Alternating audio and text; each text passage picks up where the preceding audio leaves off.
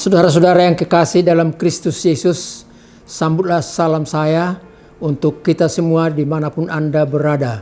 Selamat hari Minggu, Domingo, hari Tuhan.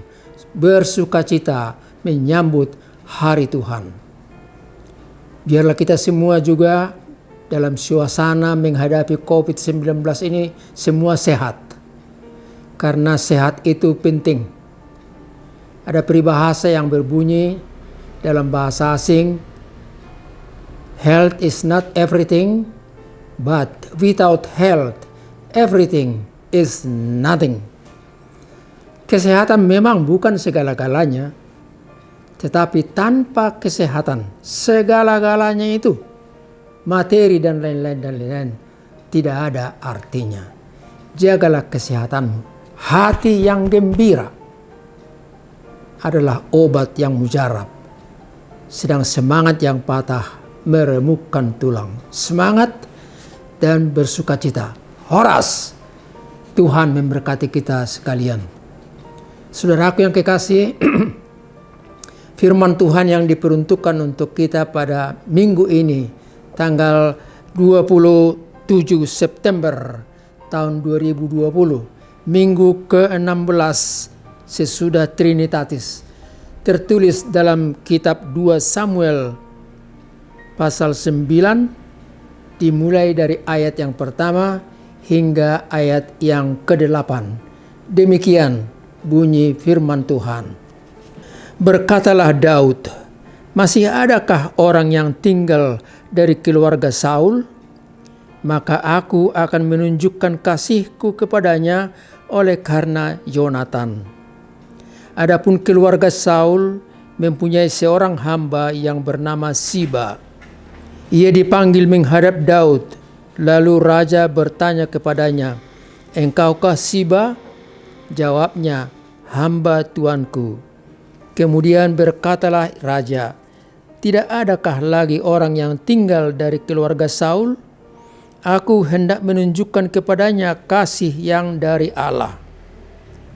Lalu berkatalah Siba kepada raja, "Masih ada seorang anak laki-laki Yonatan yang cacat kakinya." Tanya raja kepadanya, "Di manakah ia?" Jawab Siba kepada raja, "Dia ada di rumah Makhir bin Amiel di Lodebar." Sesudah itu Raja Daud menyuruh mengambil dia dari rumah Makhir bin Amiel dari Lodebar. Dan Mephiboset bin Yonatan bin Saul masuk menghadapi Daud. Ia sujud dan menyembah. Kata Daud, "Mephiboset." Jawabnya, "Inilah hamba tuanku." Kemudian berkatalah Daud kepadanya, "Janganlah takut. Sebab aku pasti akan menunjukkan kasihku kepadamu oleh karena Yonatan ayahmu. Aku akan mengembalikan kepadamu segala ladang Saul nenekmu, dan engkau akan tetap makan sehidangan dengan aku." Lalu sujudlah Mephiboset dan berkata, "Apakah hambamu ini sehingga engkau menghiraukan anjing mati seperti aku?" Sampai di situ peruntukan firman Tuhan bagi kita. Saudaraku yang kekasih, topik minggu ini berbunyi kepedulian terhadap disabilitas. Dalam bahasa Batak, marasini roha tu akka namartihas. Apa artinya peduli? Dalam Kamus Besar Bahasa Indonesia, peduli itu artinya memperhatikan, menghiraukan, dan mengindahkan. Memperhatikan, mengindahkan seseorang dalam kondisinya. Peduli bukan hanya berarti belas kasihan, marasini roha, dengan memberi uang atau sedekah. Tetapi peduli itu artinya membina, melatih supaya dia terampil, supaya dia dapat bekerja dan mandiri dalam hidupnya. Seorang yang lumpuh bisa bekerja dengan komputer, menulis, mengajar, bahkan memberi kuliah. Seorang yang buta boleh memainkan instrumen, bernyanyi dengan suara yang indah, menanam padi di ladang, beternak, dan keterampilan lainnya. Selain itu, yang lumpuh boleh melukis dengan kaki atau tangannya yang cacat. Jadi peduli itu ialah upaya supaya si disabilitas itu bisa hidup mandiri, bisa berkarya, tidak tergantung kepada pemberian, sedekah, atau belas kasihan orang. Saudaraku, penyandang stabilitas adalah setiap individu yang mengalami keterbatasan fisik atau keterbatasan mental, intelektual, atau sensorik dalam jangka waktu yang lama, mengalami hambatan dan kesulitan untuk berpartisipasi secara penuh dan efektif dengan warga negara lainnya berdasarkan kesamaan hak. Demikian undang-undang kita, Undang-Undang Nomor 8 Tahun 2026 berkata. Saudara, kita ini, gereja, pemerintah harus peduli terhadap kaum disabilitas. Saya melihat dalam bus bahwa di situ juga disediakan tempat bagi penumpang yang disabilitas. Indah sekali. Demikian halnya juga saya lihat di kereta api. Saya juga melihat di gereja disediakan bangku tempat orang-orang yang cacat itu atau yang disabilitas itu, supaya mereka boleh mengikuti kebaktian dengan sukacita dan mereka merasa mereka dihormati dan dihargai oleh orang-orang anggota jemaat lainnya. Saudara, kita harus peduli terhadap orang-orang yang disabilitas. Karena itulah Departemen Diakonia dari berbagai denominasi dan pemerintah dengan tempat pembinaan untuk disabilitas juga disiapkan. Kenapa? Karena semua orang adalah ciptaan Tuhan yang punya hak hidup, hak bekerja, hak menikmati, dan hak untuk membangun masa depannya. Harus dihargai, tetapi mereka juga harus menghargai orang lain. Mereka harus dihormati, tetapi juga mereka harus menghormati orang-orang yang lain. Saudara, nas khotbah kita memberi 3 nama dengan 3 sikap yang berbeda-beda yang dapat kita simak. Nama yang pertama ialah Saul, Raja Israel. Tetapi sayang, dia merasa iri dan dengki karena sambutan rakyat kepada Daud yang mengalahkan Goliat. Rakyat banyak turun ke jalan, menari, menyanyi, dan berkata, Saul mengalahkan beribu-ribu musuh, tetapi Daud mengalahkan berlaksa-laksa musuh. Kalimat itu yang membedakan Saul dan Daud membuat Saul sendiri merasa iri dan dengki. Dan mulai dari saat itu dia mencari upaya untuk menyingkirkan, bahkan membunuh Daud.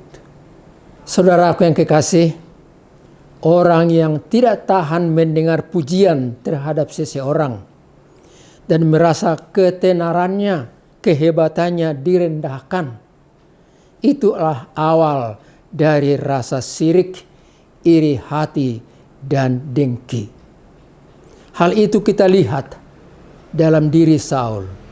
Dan kalau kita mengamati sejarah kerajaan-kerajaan di dunia ini, hal itu juga boleh terjadi.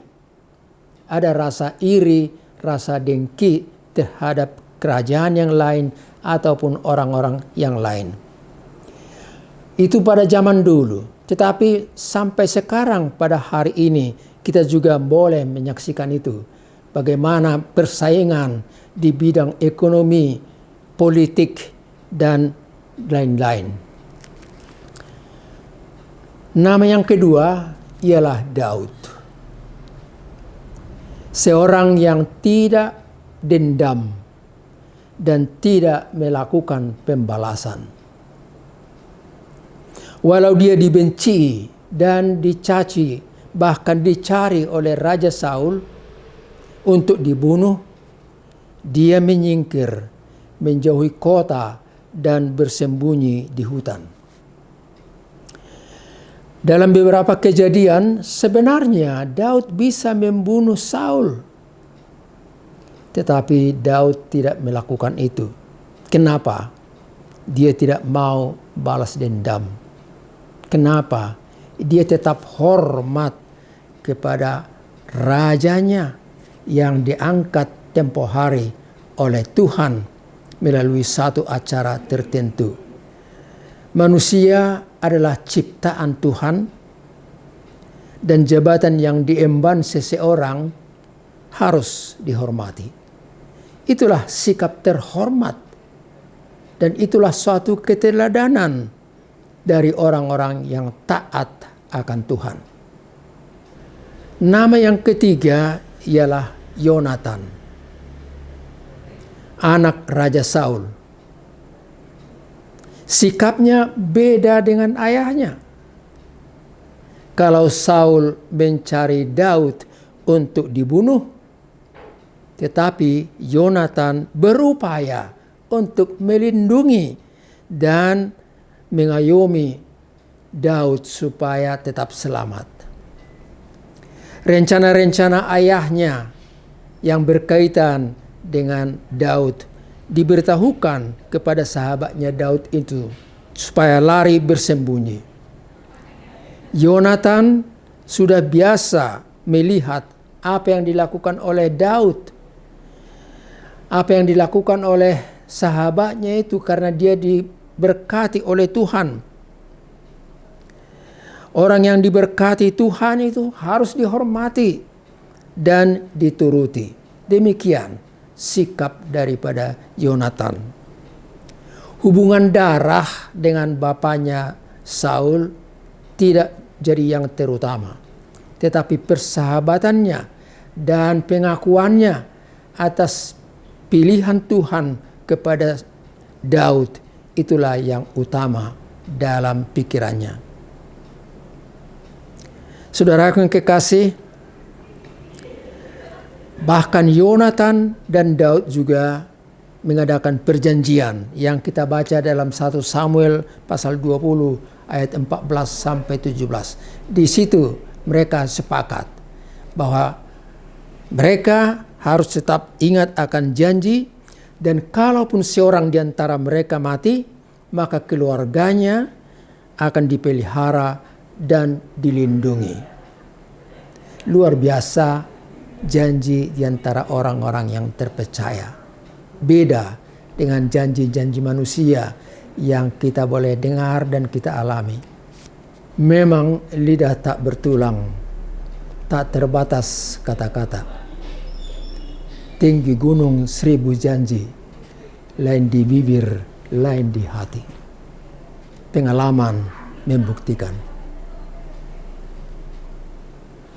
Tetapi orang yang taat akan Tuhan itu, yang menghargai dan melihat Tuhan bekerja dalam diri mereka, ingat dan setia akan janjinya. Dan itulah nanti yang dibuktikan dalam ayat-ayat berikutnya. Saudara, janji itu diingat Daud. Sesudah dia naik tahta menggantikan Saul, dia juga ingat sahabatnya Yonatan yang memang juga ikut mati dalam peperangan dengan Filistin. Mefiboset, anak Yonatan yang lumpuh saat dia berumur 5 tahun, dipelihara oleh pembantunya Siba. Dan satu ketika Raja Daud memanggil Siba untuk menghadirkan Mefiboset di hadapannya. Dan Siba berkata bahwa Mefiboset ada di tangan orang lain yang tinggal di rumah Makhir di Lodebar. Dan Daud memerintahkan supaya Mefiboset dihadirkan di hadapannya di istana. Mefiboset hadir. Bahkan dia merasa kecil di hadapan raja, penguasa Daud pada waktu itu. Sehingga dia menggambarkan, apalah aku ini Tuhan, aku ibarat anjing mati di hadapan Tuhan yang maha besar. Tetapi Daud berkata, Mefiboset, jangan takut. Aku ingat janjiku kepada bapakmu Yonatan tempo hari. Saya akan mengembalikan semua harta milikmu yang dimiliki oleh nenekmu Raja Saul tempo hari, bahkan juga yang dimiliki oleh ayahmu Yonatan. Saya akan kembalikan kepadamu, dan sejak hari ini kamu akan bersama-sama dengan aku tinggal di istana ini. Dan luar biasa perasaan Mefiboset pada waktu itu. Saudaraku yang kekasih, apa yang dapat kita simak dari cerita ini atau dari teks Alkitab ini? Ada pesan-pesan yang ingin disampaikan kepada kita melalui kesempatan ini. Yang pertama, kepada kita diingatkan, hargai hak hidup seseorang dan jangan lakukan pembalasan. Itulah Daud dalam teks ini. Hargai hidup seseorang dan jangan lakukan pembalasan. Jauhi hati yang iri, dengki dan benci terhadap seseorang atau siapapun yang berbeda suku, budaya, agama, dan kepercayaan. Oleh sebab itu, saudaraku yang kekasih, saya anjurkan hati-hati memilih ucapan-ucapan yang Anda dapat baca di WhatsApp, di Facebook, komentar-komentar atau ucapan-ucapan orang lain yang Anda dapat baca di handphone Anda. Pilihlah yang baik dan menenangkan hati Anda. Baca dan pikirkan. Tetapi yang mau bikin heboh, yang menyulut emosi, delete, hapus saja. Karena iri, dengki, dan benci, Saul mau membunuh Daud. Tetapi Daud tidak melakukan pembalasan walau ada berbagai kesempatan padanya. Hukum dunia berkata, mata ganti mata, gigi ganti gigi. Tetapi Yesus berkata, bukan itu yang utama. Kalaupun ada yang memusuhi kamu, bahkan kamu harus mau memberikan pipi sebelah kiri ditampar kalau memang pipi kanan yang ditampar sebelumnya. Jangan lakukan pembalasan. Dalam Matius pasal 5 ayat 38. Rasul Paulus juga berkata, pembalasan itu adalah hak Tuhan. Dia berkata, akulah yang menuntut pembalasan, demikian firman Tuhan. Jangan lakukan apa-apa terhadap seseorang atau orang lain. Pembalasan itu adalah hakku, Roma 12 ayat 19. Saudaraku yang kekasih, pesan berikut bagi kita. Mari berbuat baik semasih kita mampu. Mari berbuat baik semasih kita mampu. Peduli terhadap mereka yang disabilitas. Beri perhatian. Bimbing untuk terampil. Tapi juga orang lain yang menderita, yang miskin, lemah, sakit, dan terbatas gerakannya. NKB nomor 200 berbunyi, di jalan hidup yang lebar sempit, orang sedih mengerang. Tolong mereka yang dalam gelap, bawalah sinar terang. Pakailah aku jalan berkat-Mu, memancarkan cahayamu. Buatlah aku saluran berkat bagi siapapun yang risau penat.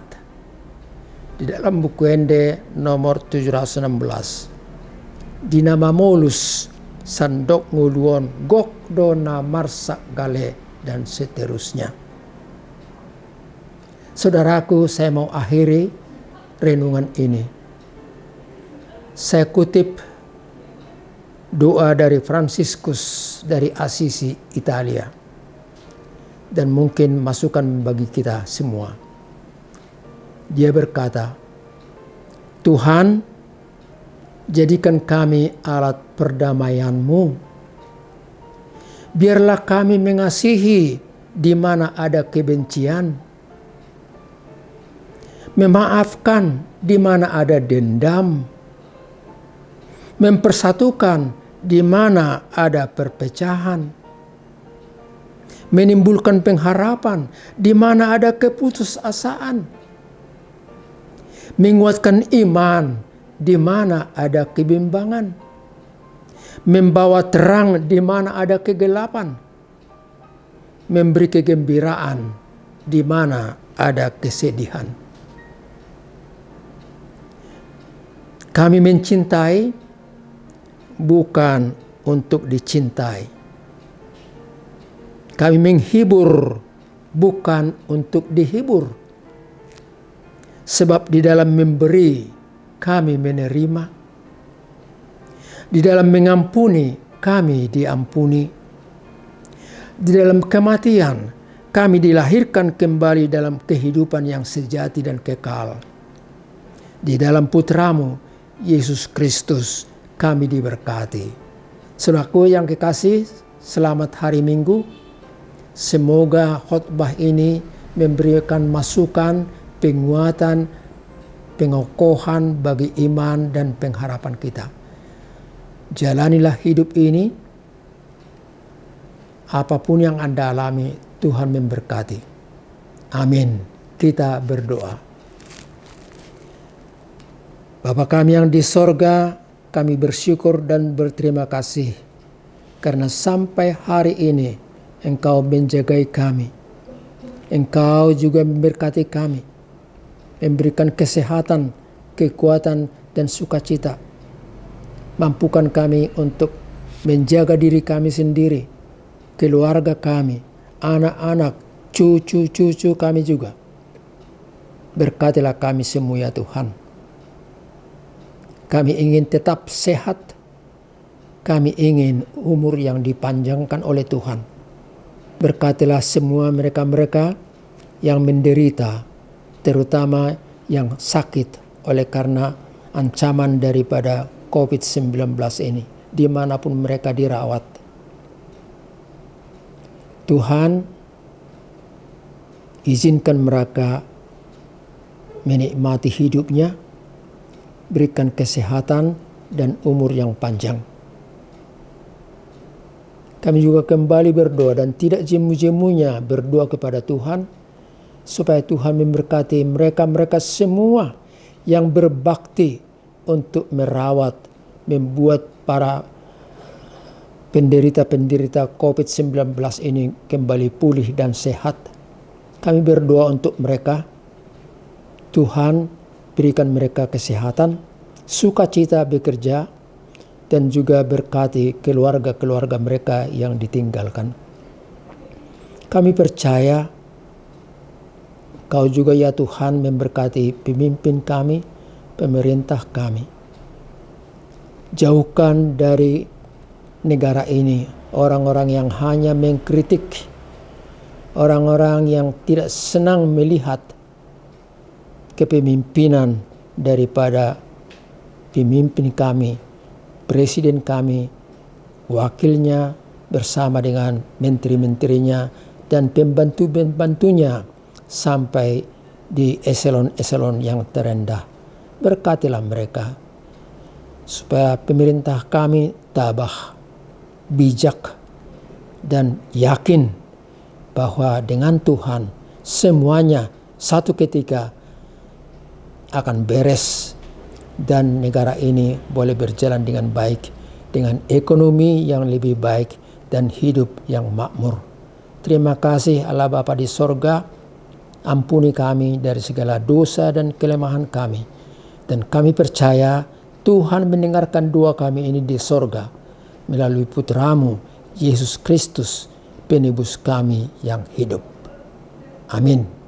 Walau ku tak dapat melihat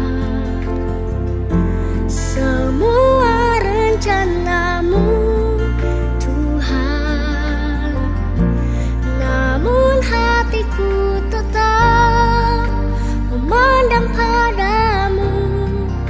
Kau tuntun langkahku. Walau ku tak dapat berharap atas kenyataan hidupku,